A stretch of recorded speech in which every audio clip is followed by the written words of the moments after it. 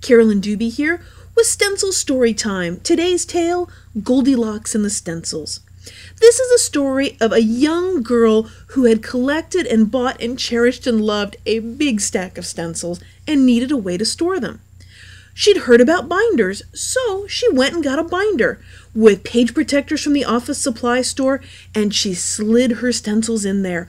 But some of her stencils were bigger, so she went and got a 12 by 12 binder from a scrapbook store and all of its page protectors, and all of her stencils were neatly inside 4 binders filled.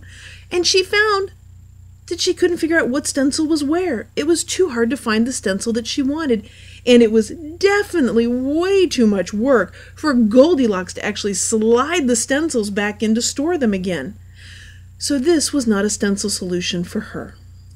So Goldilocks went and got a Clip-It-Up, and she even got 2 tiers on it so she could put her bigger stencils at the bottom and her smaller stencils at the top.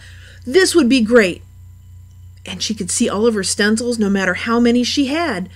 But sadly, because everything was clipped on with these little metal clips, which are great in theory, but that was just too much work for Goldilocks to clip her stencils up there if she was actually ever going to really put them away.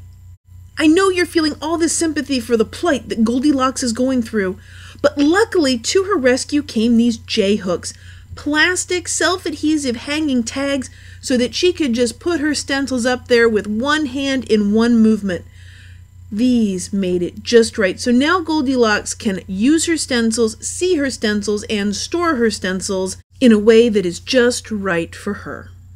Thank you for joining me for Stencil Story Time. If you've enjoyed this tale, I'd love it if you'd share it on Facebook, Twitter, smoke signals, whatever way you're comfortable.